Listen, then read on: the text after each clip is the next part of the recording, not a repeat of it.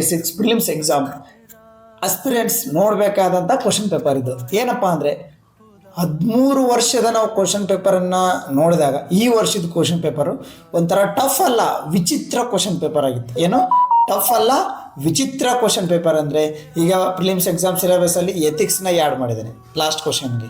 Okay, current ಅಫೇರ್ಸ್ನ ಯಾವ ರೀತಿ pattern start ಮಾಡ್ತಾರೆ ಅಂದರೆ, ನಮ್ಮ ಸ್ಟೂಡೆಂಟ್ಸ್ ಏನು ಮಾಡ್ತಾರೆ ಅಂದರೆ, ಒಂದು ಪ್ರಿಲಿಮ್ಸ್ ಎಕ್ಸಾಮ್ ಅಂತಂದರೆ history, polity, geography, environment science ಈ ಥರ ಮತ್ತು ಕರೆಂಟ್ ಅಫೇರ್ಸು ಈ ಥರ ಏನು ಮಾಡ್ತಿರ್ತಾರೆ, ಪ್ರಿಪೇರ್ ಮಾಡ್ತಿರ್ತಾರೆ. ಒಂದು ವೇ ಆಫ್ ಪ್ಯಾಟರ್ನ್ ಒಳಗಡೆ ಪ್ರಿಪೇರ್ ಮಾಡ್ತಿರ್ತಾರೆ. ಬಟ್ ಈ ಸರಿ ಎಕ್ಸಾಮ್ ನಾವು ಯಾವ ರೀತಿ ಕೊಟ್ಟಿದ್ದಾನಂತಂದರೆ ಕರೆಂಟ್ ಅಫೇರ್ಸ್ ಯಾವ, ಅದು ಡೆಪ್ತ್ ಕರೆಂಟ್ ಅಫೇರ್ಸು. ಓಕೆ, ಪರವಾಗಿಲ್ಲ, ಹಿಸ್ಟ್ರಿ ಕ್ವಶನ್ ಕೇಳಿದಾನೆ. ಕರೆಂಟ್ ಅಫೇರ್ಸ್ ಯಾವ ರೀತಿ ಕೇಳಿದಾನಂದರೆ, ಈಗ ನಾವು ಸ್ಟೆಲ್ತ್ ಫೈಟರ್ ಜೆಟ್ ಅಂತ ಕರಿತೀವಿ. ಯಾವುದು ಅಮೇರಿಕಾದ ಸ್ಟೆಲ್ತ್ ಫೈಟರ್ ಜೆಟ್ ಅಂತ ಕರಿತೀವಿ. ಓಕೆ, ಯಾವುದು F-35. ಸ್ಟೆಲ್ತ್ ಅಂದರೆ ಏನಂತ ಕ್ವಶನ್ ಕೇಳಿದಾನೆ. ಸ್ಟೆಲ್ತ್ ಅಂದರೆ ಏನು ಆಲ್ಮೋಸ್ಟ್ ಎಲ್ಲ ನಮಗೆ ಗೊತ್ತಿರುತ್ತೆ, ಬಟ್ ಎಕ್ಸಾಮ್ ಆನ್ಲೈನ್ ನಾವು ಇದಕ್ಕೆ ಪ್ರಿಪೇರ್ ಆಗಿ ಹೋಗಿರೋದಿಲ್ಲ. ಬಂದು ರೇಡಿಯೇಷನ್ ಬಂದರೂ ಅವೇನು ವಾಪಸ್ಸು ರಿಫ್ಲೆಕ್ಟ್ ಮಾಡಕ್ಕೆ ಬಿಡೋದಿಲ್ಲ. ಅವಕ್ಕೆ ನಾವು ಸ್ಟೆಲ್ತ್ ಅಂತ ಕರಿತೀವಿ. ಇವು ಬ್ರಿಗೇಡ್ ಇವೆಲ್ಲ ಮಟೀರಿಯಲ್ ಹೊಂದಿರ್ತವೆ.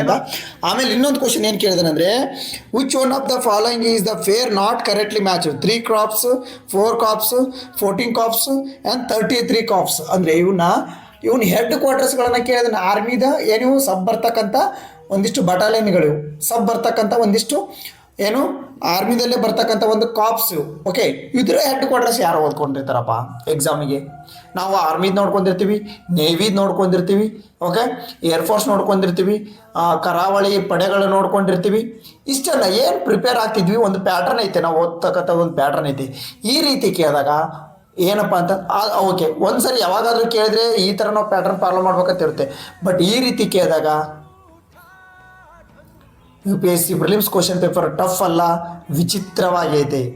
ಯಾವ ರೀತಿ ಹಾಗಾದರೆ ನಾವು ಮುಂಬರ್ತಕ್ಕಂಥ ನಾವು KE ಪರೀಕ್ಷೆಗಳನ್ನು ನೋಡೋದ್ರಿ. ಈಗ KE ಪರೀಕ್ಷೆ ನೋಡ್ರಪ್ಪ, ಮುಂದೆ ಬರ್ತಾ ನಾವು ಈ ಕರೆಂಟ್ ಅಫೇರ್ಸ್ನ ಹೆಚ್ಚಿಗೆ ಪ್ರಿಪೇರ್ ಮಾಡ್ತಾ ಇರತಕ್ಕಂಥದ್ದು KE. ಅದು ನಮ್ಮ ಕರ್ನಾಟಕದಲ್ಲಿ ಬಂದರೆ KE. ಅದೇ ರೀತಿ ನೀವು ಪ್ರತಿದಿನ 2-3 ವರ್ಷ, ಸರ್ ನಾನು 6 ತಿಂಗಳು ಕರೆಂಟ್ ಅಫೇರ್ಸ್ ಓದಿ ನಾನು ಪಾಸ್ ಆಗ್ತೀನಿ, ಸರ್ 1 ವರ್ಷದ ನಾ ಕರೆಂಟ್ ಅಫೇರ್ಸ್ ಎಕ್ಸಾಮ್ ಹಿಂದಿದ್ದ ದಿವಸ 1 ತಿಂಗಳಿದ್ದಾಗ ನಾನು ಓದಿ ಪಾಸ್ ಆಗ್ತೀನಿ ಅಲ್ಲ. ಪ್ರತಿನಿತ್ಯ ಕರೆಂಟ್ ಅಫೇರ್ಸನ್ನು ನೀವು ಒಬ್ಬರು ವಿದ್ಯಾರ್ಥಿಯಾಗಿ ದಿನನಿತ್ಯವಾಗಿ ಕರೆಂಟ್ ಅಫೇರ್ಸನ್ನು ಏನು ಮಾಡ್ತಾ ಇರಬೇಕು, ಅಭ್ಯಾಸವನ್ನು ಮಾಡ್ತಿರ್ಬೇಕು. ಈ UPSC ಪ್ರಿಲಿಮ್ಸ್ ಎಕ್ಸಾಮ್ ಮೇಲೆ ನಿಮ್ಮ ಸ್ಟಡಿಯನ್ನು ನೀವು ಉತ್ತಮಗೊಳಿಸಬಹುದು.